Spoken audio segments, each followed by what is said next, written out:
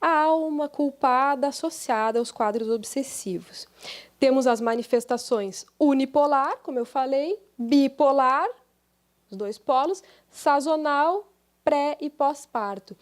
E é importante ter um certo cuidado, assim, porque por mais que a gente tenha aquela orientação, inclusive da Federação Espírita, de algumas questões médicas, a gente deixar mais para os médicos, a gente se focar mais nas questões espirituais, querendo ou não, pelos corredores, a gente sempre dá a nossa opinião. E aí teve uma vez que tinha uma pessoa lá no Centro Espírita e tinha ido buscar ajuda, enfim, e ela estava grávida e a ginecologista baixou a fluoxetina. A fluoxetina é um antidepressivo. Ela sofria de depressão, estava grávida, a ginecologista achou por bem diminuindo a medicação. Por quê? Porque sempre, quanto menos remédio, melhor para o bebê. Ok. E aí a colega médium disse assim, mas é mesmo, não é bom tomar essas coisas mesmo.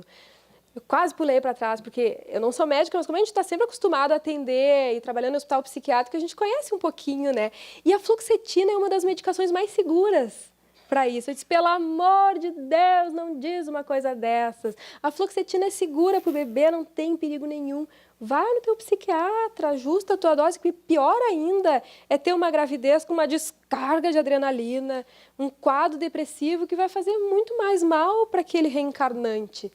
Né? Então, existem muitos recursos e a gente tem que ter um certo cuidado com relação a isso também. A gente tem na nossa cultura um certo horror ao profissional de saúde mental. Eu não sei se vocês concordam comigo ou não, mas quando alguém diz assim, vai procurar um psicólogo, eu não sou louco.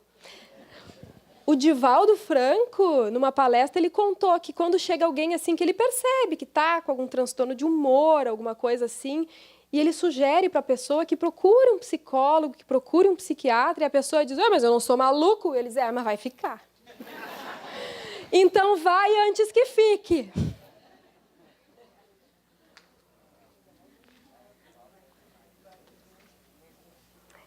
Ele diz também que a primeira aula de psicologia profunda que o Divaldo disse que teve foi quando ele acompanhou uma situação com a mãe. O Divaldo tinha 12, 13 irmãos, né? E teve uma irmã que se suicidou. E aí a mãe foi pedir muito católica, foi pedir para o padre rezar uma missa para a irmã suicida. E o padre disse que não podia, que para suicida eles não rezavam missa, né? E aí a mãe ficou indignadíssima e ela disse assim, se uma mãe consegue entender que o filho se matou porque estava doente e perdoa, como é que Deus não vai perdoar? Né? Então, a gente tem que entender que quando alguém faz, seja lá o que for, faz um mal, faz uma bobagem, comete um erro, se suicida, é porque está doente. Esses dias eu atendi uma paciente minha e também teve um familiar que se suicidou. Ela estava preocupadíssima, espírita, conhecedora da doutrina, mas estava preocupadíssima. Como é que vai ficar agora? Um inferno eterno. Não é assim, né, gente? A gente sabe que é difícil, a gente joga fora uma grande oportunidade, a gente tem que recomeçar, muitas vezes com a sequela da forma como a gente tirou a própria vida, mas as chances são inúmeras de resgate, de retomar a caminhada, né? Então, isso é muito importante. Podemos ir para o próximo. Ansiedade. Uma apreensão vaga e desagradável, acompanhada de sensações físicas. Vazio ou frio no estômago ou na espinha, opressão no peito, palpitações, falta de ar, transpiração, dor de cabeça, sintomas de ansiedade. A Joana de Ângeles, no livro Conflitos Existenciais, explica que a ansiedade está relacionada com a liberação de dramas íntimos do inconsciente. Como eu falava antes, materiais que vêm, né, aqueles dramas, estão arquivados lá dentro e rompem para a catarse reparadora a fim de harmonizar-se. O propósito é que se harmonize aí liberando esses dramas íntimos. Há uma descarga contínua de adrenalina, que é o hormônio produzido pelas suprarrenais. Pode estar relacionado a um meio familiar que não oferece boa acolhida e gera medo, relacionado com conflitos de existências anteriores. E também a ausência de serenidade para enfrentar os desafios da existência. Tudo isso, quadros relacionados com a ansiedade.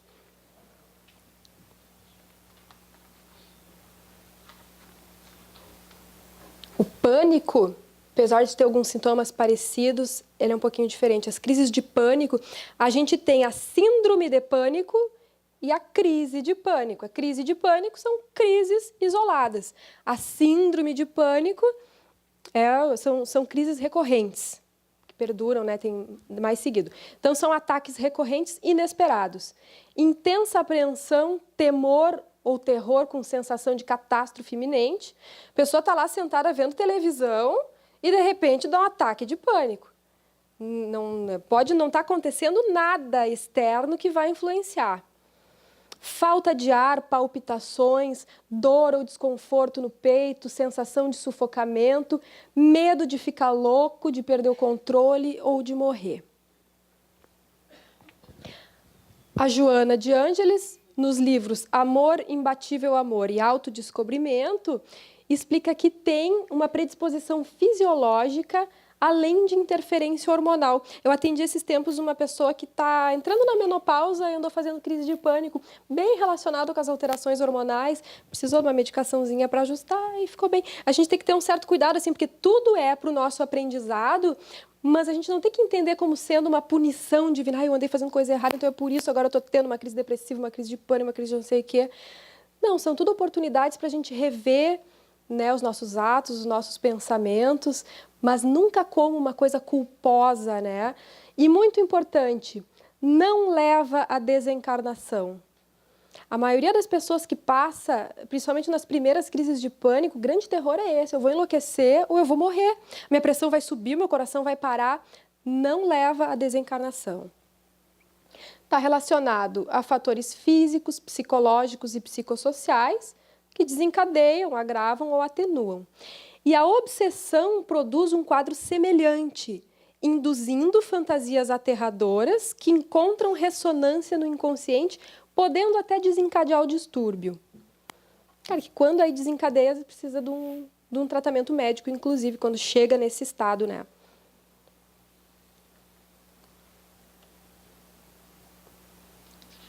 E no quadro das psicopatologias, por fim, eu gostaria de falar um pouquinho da dependência química também, tão presente na nossa sociedade hoje. A Joana fala muito sobre isso nos conflitos existenciais. Nós temos um potencial, dependente químico em potencial, dependente químico se torna ao ter contato com a substância. Nunca é de agora, a gente já traz isso de anteriormente. Aí quando a gente tem contato com aquela substância, reacende os antigos vícios. Sempre relacionado a fugas de conflitos emocionais subjacentes e a pressões psicossociais. Sempre junto com a questão da interdependência espiritual. Ninguém fuma sozinho, bebe sozinho, cheira sozinho. Pode desencadear, assim, estou falando dos espíritos, né, que fique bem claro. Pode desencadear transtornos mentais. Isso é muito importante porque tem alguns dados que são recentes, inclusive com relação à maconha, que alguns anos atrás não se sabia. Se sabia que era uma droga, que era prejudicial, que mata neurônio, aquela coisa toda, mas tinha muito aquele slogan: mas é uma erva natural, não faz tanto mal assim, não vicia, não sei o que, não sei o que. Desencadeia até mesmo a esquizofrenia. Então, como a gente não sabe o que a gente tem lá latentezinho, não é bom arriscar, né? Ela pode desencadear transtornos mentais, inclusive. O problema deve ser enfrentado com coragem, clareza, conhecimento de causas e efeitos. Tem uma questão que me parece importantíssima aqui, que quando nós temos um dependente químico na família, e aí não interessa se é alcoolista, porque eu vejo muito alcoolista, não, mas eu não sou dependente químico, eu sou alcoolista. Não é tão ruim assim, né? O problema é da família, não é só daquela pessoa. Muitas vezes eu vi também: não, quem não pode beber é ele. Eu compro a minha cervejinha, deixo na geladeira e ele tem que se controlar e não beber. É errado. Todo mundo tem que parar de beber. A quantidade de gente que internava na aula de dependência química lá do hospital, depois de um churrasco de domingo, depois de uma festa de aniversário de um familiar, e aí na festa de aniversário tinha cerveja, e foi beber uma, bebeu 30, porque no alcoolismo é assim, né? Não pode beber um gole que desencadeia. A doce ilusão de que eu vou ter o controle. Muita gente também internava lá, dizendo assim, não, eu quero aprender a controlar o meu vício para poder usar a dose que, né?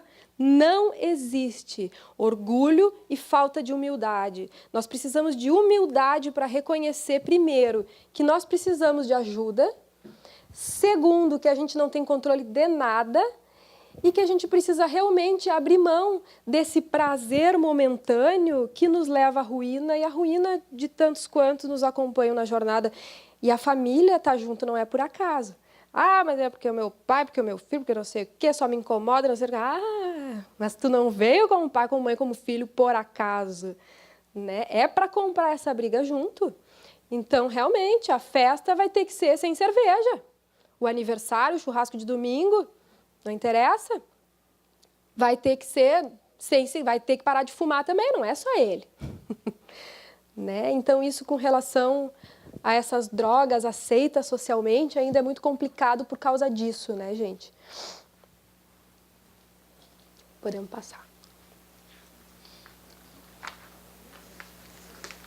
Em termos de tratamento para a alma, então, o primeiro item muito importante é a humildade.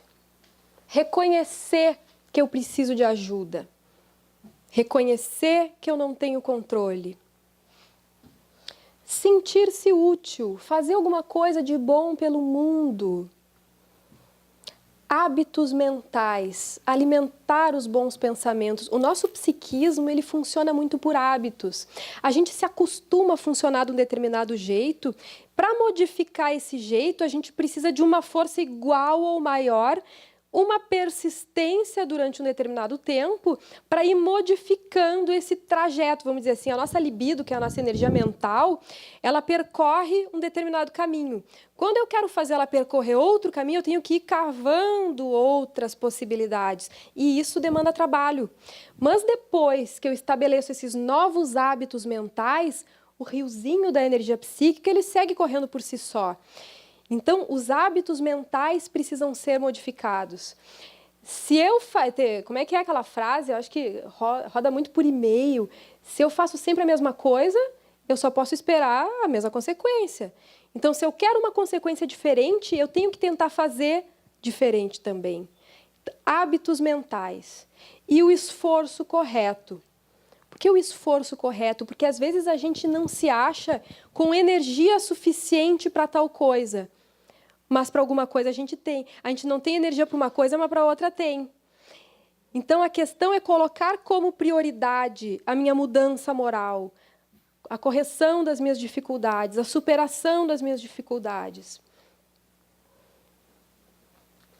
E, por fim, eu gostaria de encerrar contando uma passagem do Chico, nosso querido Chico Xavier, que deixa essa frase aqui linda para nós, né? Embora ninguém possa voltar atrás e fazer um novo começo, qualquer um pode começar agora e fazer um novo fim. Conta-se que, num belo dia, ele já estava lá com seus 88 anos e estava acompanhado de um amigo seu na sua residência, porque ele estava já muito doente, não tinha condições de ir até o centro espírita para receber as pessoas. Mas as pessoas seguiam procurando por ele, se enfileiravam quarteirões afora, na esperança de olhar para o Chico, de tocar no Chico, de ter alguma mensagem de algum familiar desencarnado, de conseguir mandar embora alguma ideia de suicídio. Alguns nem sabiam o que pensar, só choravam na fila. E o Chico lá, sentado na sua casa, o companheiro lá do lado dele auxiliando. A cada pessoa que chegava, beijava a mão do Chico, o Chico beijava a mão dela e tal. E daí o amigo pensando assim, né? Nossa, como a aura do Chico Xavier é boa, né? As pessoas vêm aqui só em poder estar perto, ouvir uma palavra deles, já saem se sentindo bem, já saem renovadas. E o Chico parece que captou aquilo e pergunta para ele assim: o que será, né, meu amigo? Por que essas pessoas... Eu tô aqui quase morto já, não tem mais nada para dar. O que será que elas querem de mim? E daí o amigo assim, o que eu posso responder sem ferir a humildade desse homem, né? dar uma resposta sincera. E ele disse que por um rápido espaço de tempo, assim, ele só ficou se lembrando das passagens de Jesus, de como as pessoas procuravam muito pelo mestre, Zaqueu subindo lá só para enxergar Jesus passar. E aí ele disse para o Chico assim: pois é, Chico, eu acho que elas estão com saudade de Jesus. E as pessoas foram e beijando a mão do Chico, ele beijando a mão dela e tal, e foi-se, madrugada dentro, já era tarde da noite, a fila já tinha diminuído, e o amigo esse percebeu que os lábios do Chico Xavier estavam sangrando. Ele já tinha beijado a mão de mais de 100 pessoas. E ele, preocupado, pergunta assim: Chico, por que que tu beija a mão de todos eles? E o Chico responde: é que eu não posso me curvar para beijar-lhe os pés. Então, Pai amado, nós que também sentimos tanto a falta de Jesus, que possamos, seguindo esse exemplo de humildade desses irmãos que vêm à Terra para nos mostrar o caminho, para nos mostrar que é possível nós sermos bons, que a plenitude nos está reservada. Dai-nos força, Senhor, para que possamos te encontrar nessa busca, nos tornando melhores, mais felizes e mais plenos. Muito obrigada a todos. Obrigado, muito lindo.